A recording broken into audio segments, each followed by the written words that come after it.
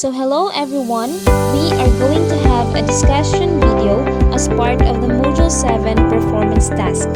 The terms that we are going to discuss are related to fiber optics. By the way, I am Angelica C. Endoma, a BS ECE 3A student. So the selection of the three terms has something to do with the initials of my name. So as you can tell, my initials are A, C, and E, or can be read as ACE. So we have to discuss terms that starts with letter A, C, and E. So for A, I selected avalanche photodiode, collimator for letter C, and erbium doped fiber amplifier for letter E. So let's start talking about the avalanche photodiode or the APD. So avalanche photodiodes are photodiodes with substantial internal signal amplification through an avalanche process, according to Dr. Rudiger Pascotta.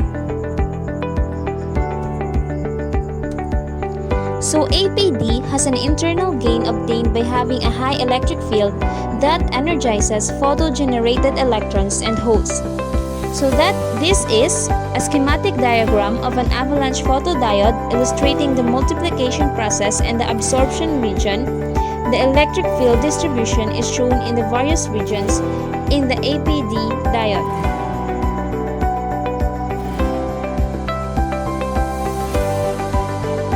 These electrons and holes ionize bound electrons in the valence band upon colliding with them. This mechanism is known as impact ionization. So this is an impact ionization. The newly generated electrons and holes are also generated by the high electric field, and they gain enough energy to cause further impact ionization, and this is called as avalanche effect.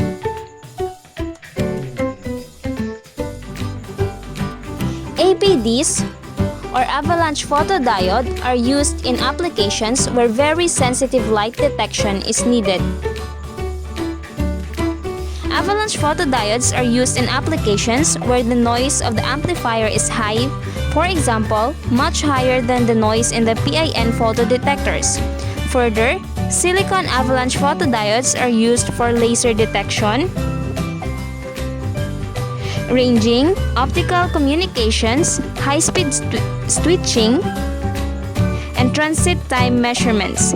So these applications are used in advancing industries such as automobile, chemical, medical, manufacturing, aerospace and defense, textile industry, and others. So advantage of using avalanche photodiode is that it is high level sensitivity as a result of avalanche gain. So disadvantages are much higher operating voltage may be required. Avalanche photodiode produces a much higher level of noise than a PN photodiode. Avalanche process means that the output is not linear.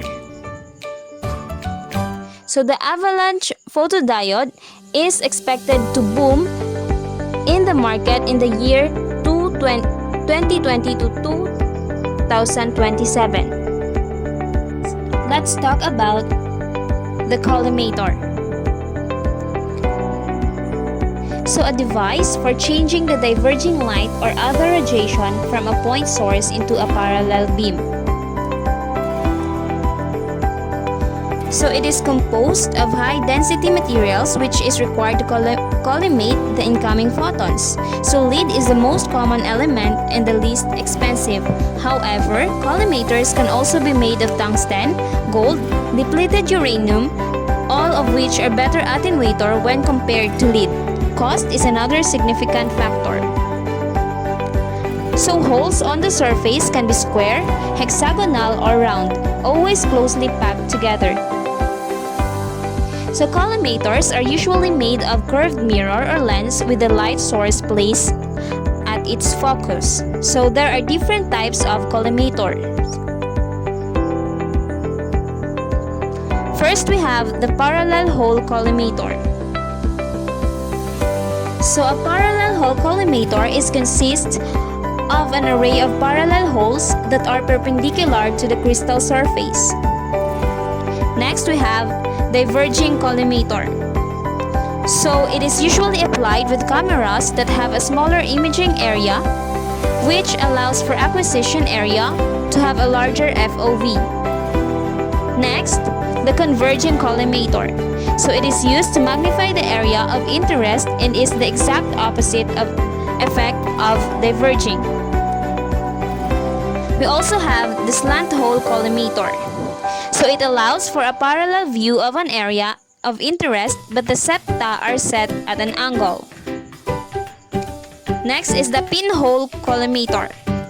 So it is used to magnify a very small area such as the thyroid.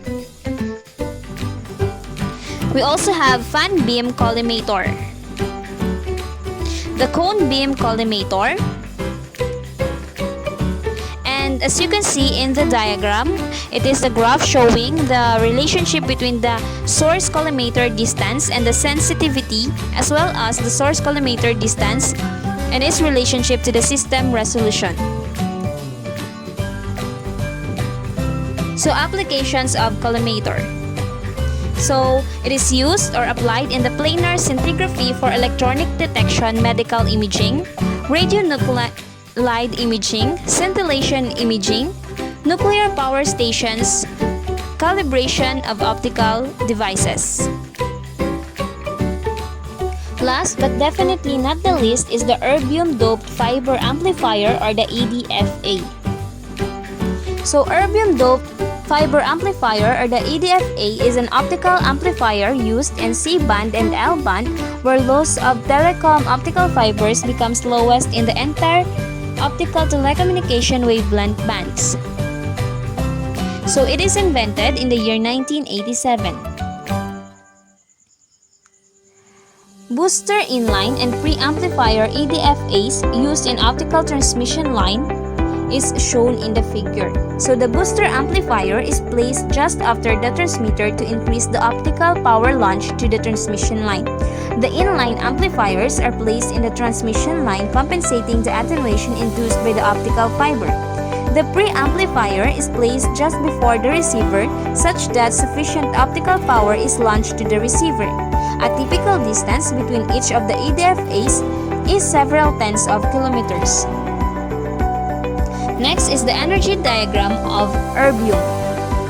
So the figure illustrates a simplified energy diagram of erbium showing how amplification takes place at 1550 nanometer. Two typical wavelengths to pump an EDFA are 980 or 1480 nanometer.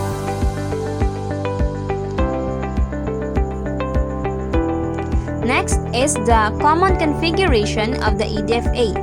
So the figure shows one common configuration of a EDFA. The input signal is combined with the pump light by a WDM coupler and launched to the EDFA. The pump light launched to the EDFA creates population inversion, and the input signal is amplified by stimulated emission. Isolators are placed both at the input and output in order to stabilize signal amplification by eliminating unwanted back reflection from the output port, as well as to prevent the amplifier from operating as a laser. In this common configuration, the wavelength of the pumped LD is locked close to the peak absorption wavelength of erbium by the external fiber Bragg grating. The wavelength range is normally between 974 nanometer to 980 nanometer. So here are the key optical characteristics of the EDFA. So first, saturated output power, or simply maximum power output. Small signal gain, no noise or noise figure. Gain flatness. So that's all for our Module 7 performance task. I hope you learned something. Thank you for watching. Have a good day.